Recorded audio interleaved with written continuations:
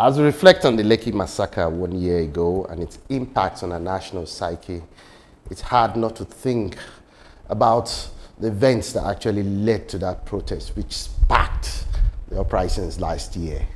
The protests were sustained and widespread in major cities across the country.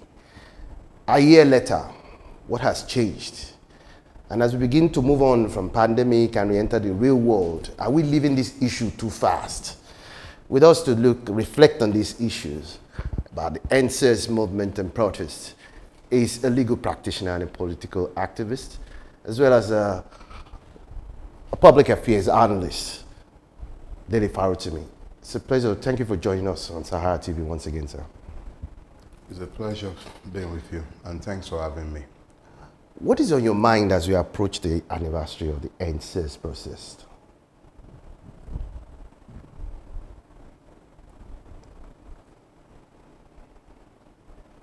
A lot. An awful lot. And your opening statement actually provoked a lot. A year from when the Nigerian state and each and every one of its rulers, from the local government to the state government to the amoral federal government itself, was denuded in the village square a year ago.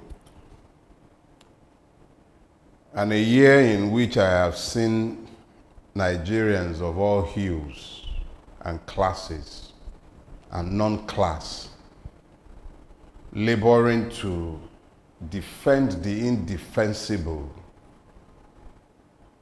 and perhaps airbrush the memories of what we did see, but which many are pretending not to have seen.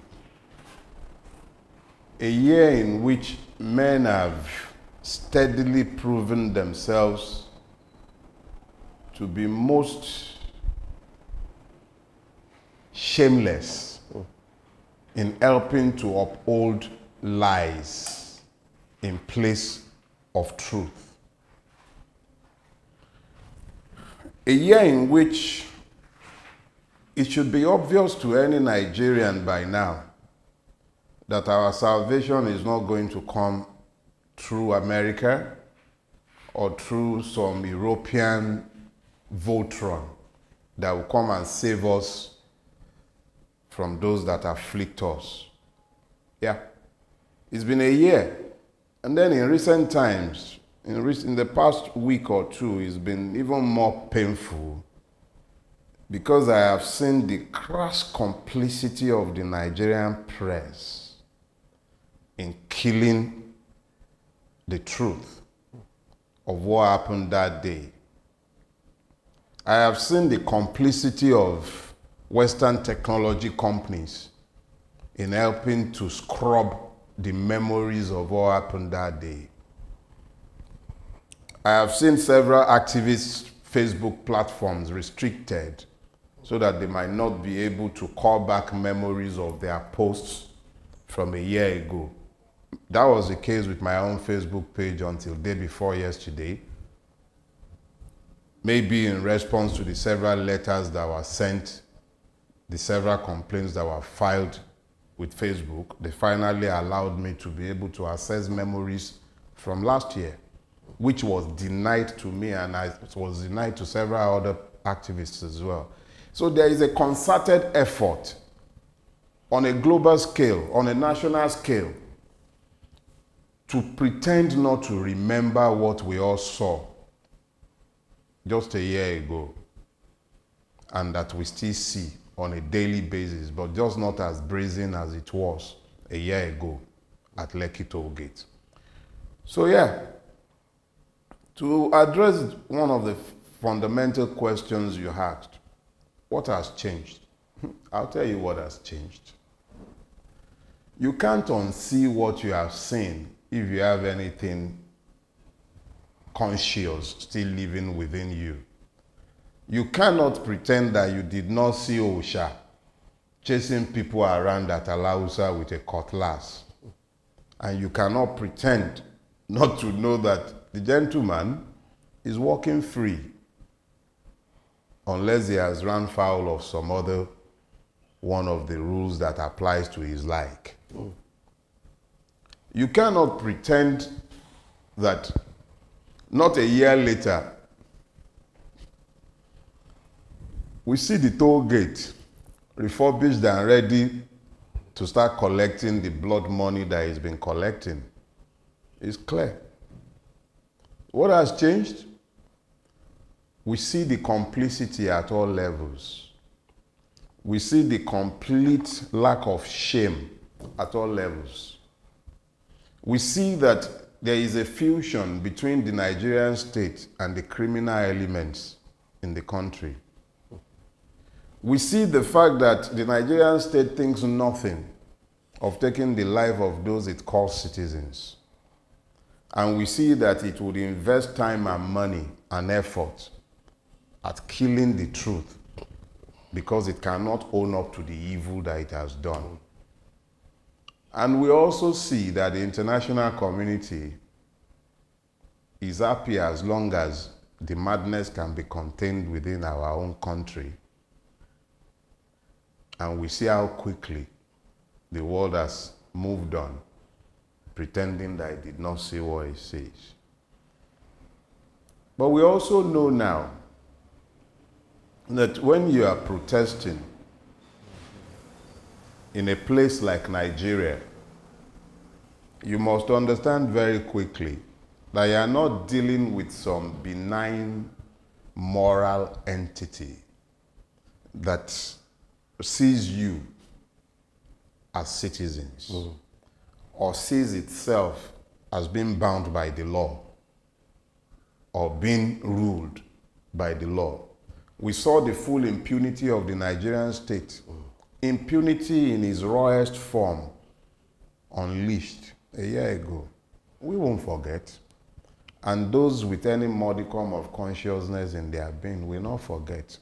So we remember. Nothing has changed beyond the fact that we now know or should know the exact nature of the monster with whom we grappled. Those who were not there when Abacha was taken over in November '93, when they were shooting people on Ikorodu Road and piling bodies on flatbed trucks, and never knowing where those bodies were buried. Those who didn't see that, who heard of them only in tales by moonlight, by uncles, and by romantics like us who wrote it down in accounts. At least now they know what it means. Because the Nigerian state did exactly what it has always done when it feels itself threatened by those it has enslaved. It kills. That's what it does. Now, Farotimi, let's get the sense, help us get the sense of this, because earlier on you talked about the cold complicity of the Nigerian state, the international community, and the attempt to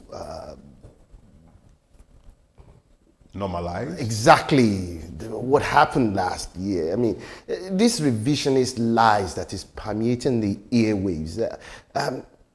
Do you recall your initial reactions to the killings and shooting at the LekkiToll Gate? And considering the national reaction to the murder, is there anything that particularly strikes you or surprises you?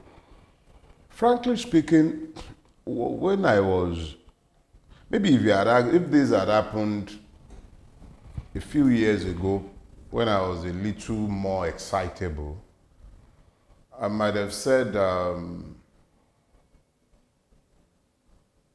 it's been a waste.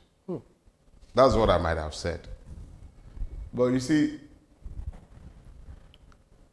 I know a little better now. I now know that I can't solve every problem, all the problems that I see. I cannot solve all of them in my own lifetime. Not necessarily because the problems are intractable, but simply because it is the nature of humanity that problems come and each generation deals with its problems. So these last protests, when the initial thing that came to mind was the state has done it again. It has killed yet another opportunity to embrace some measure of normalcy and find a way to come out of our mess without bloodshed and all of that. So originally it was a mixture of grief, disappointment and all of that, but I have come to realize that the sacrifices of those young people, which is in itself battered from the cauldron of the several afflictions they had been subjected to. SARS was just one of the many things. They achieved something that my generation failed to achieve. What's that? They unveiled the Nigerian state for its true self. It's denuded itself. It's like an old prostitute that usually covers itself with layers and layers of pancakes and makeups and goes into the club at night and looks just like any other woman in the club. Might even bat her eyes and giggle like a teenager. And then you found one day that in her abject nudity, she was found in the village square in broad daylight. The Nigerian state has told enough lies to paint a picture of what truly happened that day. Babajide Sanwo-Olu has told enough lies on camera, in public. He's told enough to tell us what truly happened that day. The one swaggering and remaining the Jagaban told us enough to let us know what happened in that season. Inspector Fash, finding camcorder at LekkiToll Gate, that was told us enough about what happened that day. The fact that the Nigerian army would not even stay to be cross-examined says enough about what happened that day. The many lies that have been told. And you see, the unfortunate thing about all of this for them is that when you are telling lies, lies have the character of birthing children. Because for every lie you've told, you need to tell like 20 lies in support of a single lie. So, and they don't live long. So each and every one of these lies have to be regenerated by the birth of another 20 offspring. So the Nigerian state, Lagos state government, the Nigerian army, the Nigerian police, they've told sufficient lies. The LCC, whose lights went off, whose camera angles all went awry. The Nigerian press that pretends not to see what it sees and refuses to report what it should. All of us as a society, we all know what happened that day. And if that is the only thing that was achieved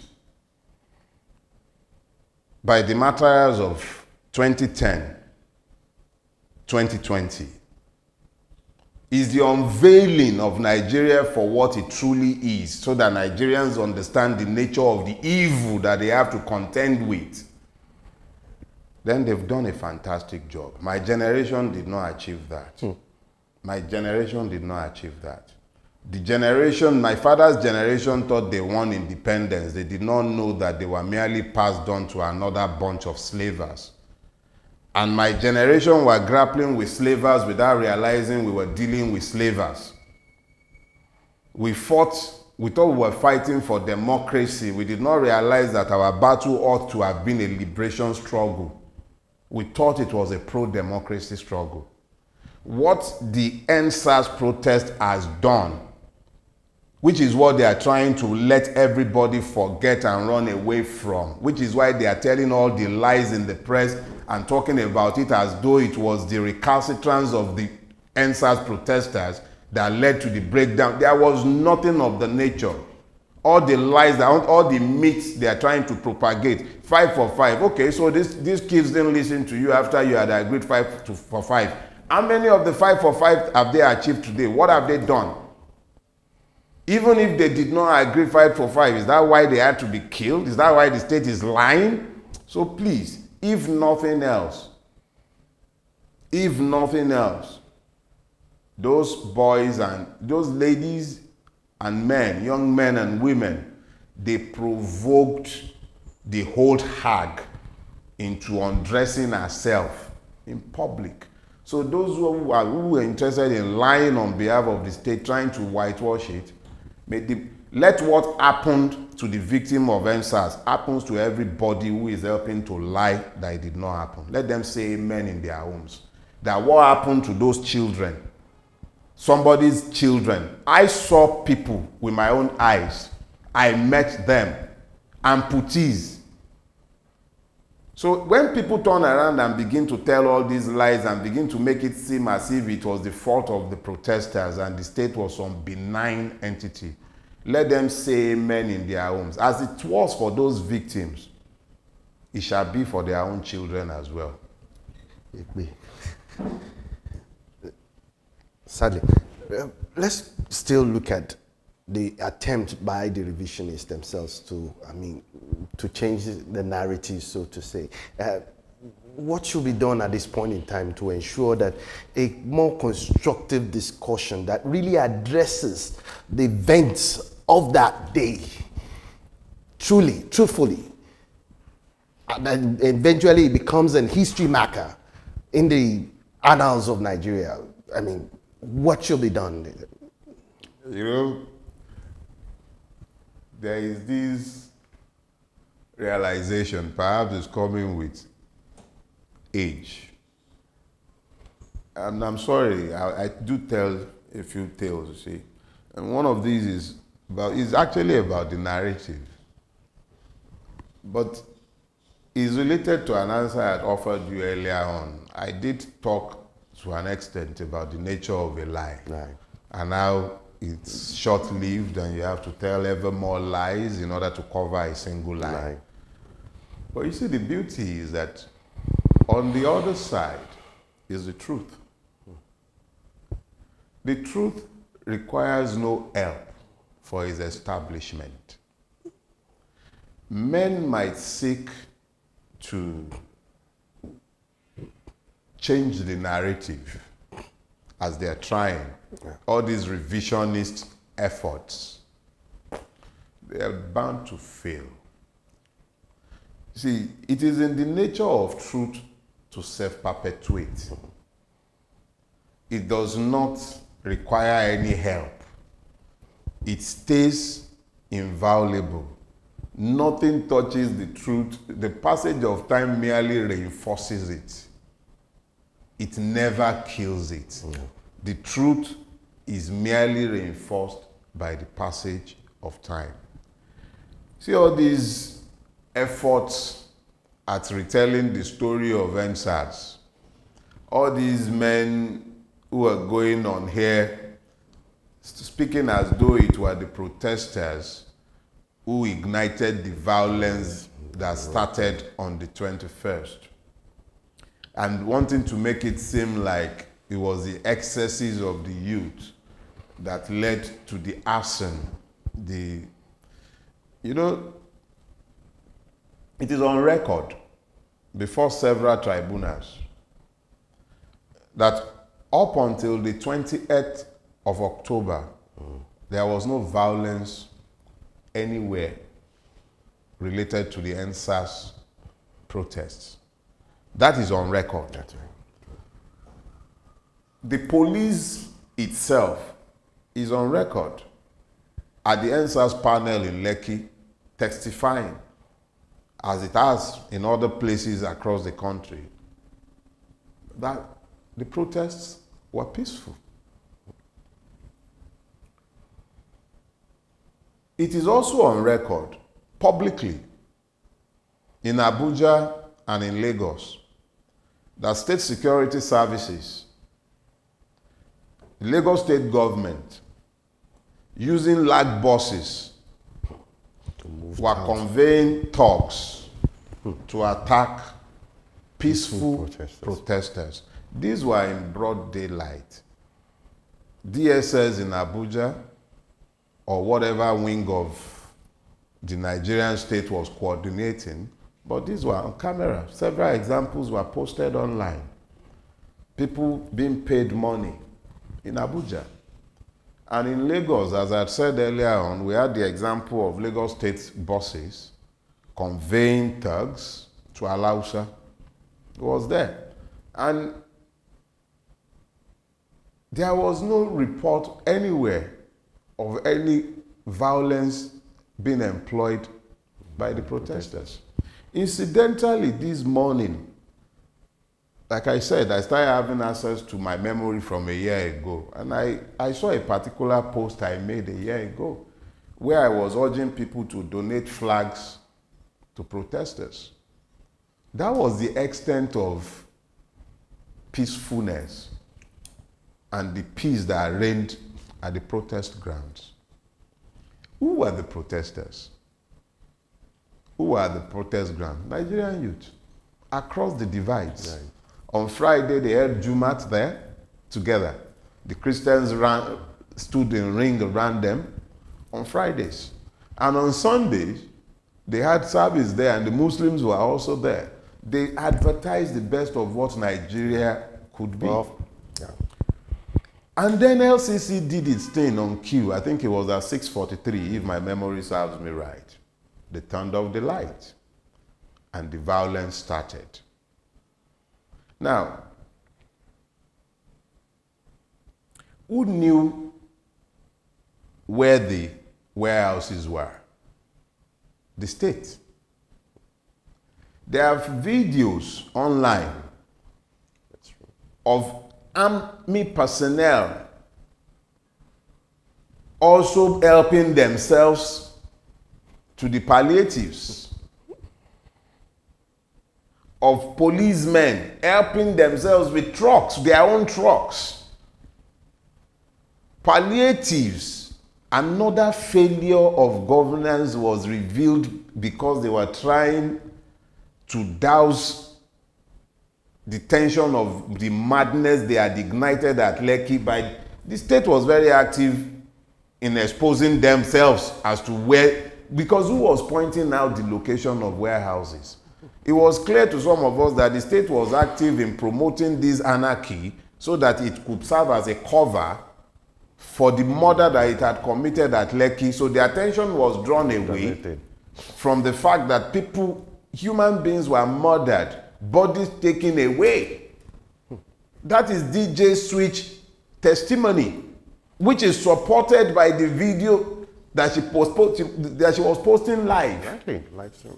So let's be clear that the violence that came in the wake of the killing at Lekki were mostly state-directed. If we didn't know what they did after the killing at Lekki, we saw what they did before the killing at Lekki. We saw it in Abuja, and we saw it at Alausa. So the only persons who had the capacity to have organized the level of chaos and the damage was the state itself. And I will say it clearly that if you think about it, today there are over 300 people arrested in the wake of the lootings and the arson, arrested indiscriminately across the length and breadth of Lagos. And they are still in detention. And they are still in Kirikiri. Today, The only charge that has been recommended against them was the breach of the curfew, because there was never anything to be established against anybody. So if you're looking for anyone to, eventually when they are done telling all these lies that they have been telling themselves, the truth will catch up with them. Not because the truth is running after them, because the truth does not move. It never moves. The truth stays in the same place. It is the lie that runs all over the place. Eventually, the lie gets tired and will come back to where the truth is sat. So they can continue telling all the lies they care to tell. Eventually, the truth will come out. I'd like you to also speak to this issue after killing and injuring many citizens at the LekkiToll Gate. Now we see Sanwo-Olu and Tinubu not even afraid of declaring their ambition to contest for elections. I mean, to a lot of Nigerians, I mean, it's quite disgusting. And in one of your recent tweets, which I quoted here, you made this statement that barefaced crooks are now swaggering all over the victims. Could you help us put this in proper perspective, please? You see, I have a habit, because it is clear to me that what you have is a systemic breakdown, a complete implosion of a system. I try to avoid as much as possible dealing with persons. I try to deal with systems. And when I speak to persons, I speak to persons only as types, because it is not personal. However, because you have particularized the question, I will speak to this one to an extent. That Asiwaju Bola Ahmed Tinubu is being rumored as having a presidential ambition. Frankly speaking, does not even deserve a comment at this time, for one simple reason: is still in the realm of speculation. He has not declared his intentions. If I were Babajide Sanwo-Olu, having learnt the lesson of Ambo come, Ambo go, might be safe to be playing the game of Babake Ekpe. Perhaps if he too joins the choruses of Baba should run for the presidency, Baba might consider him a good enough son to retain for a second term. That might be the permutation driving Sanwo-Olu to be doing swagger or whatever they're doing. Frankly speaking, I haven't been interested enough to pay attention. When the time comes, if the time comes, because there is a certain presumption that is guiding all this declaration of interest on people's behalf, left, right, and center. There is a presumption that there will not be sufficient groundswell of opinion or mobilization against any systemic change of guards in 2023. I'm of the opinion that is an exercise in stupidity to be seeking to change personnel without an overall root and branch review of our governance systems and structures. So I really don't think any serious-minded person should be, any presidential ambition really, for me, I just think it still belongs in the realm of fantasy for now. And I also think it just plays to the Nigerian, they just want us to be talking presidential. When the time comes, the person who wants to be president will put his credentials on the table, Abi,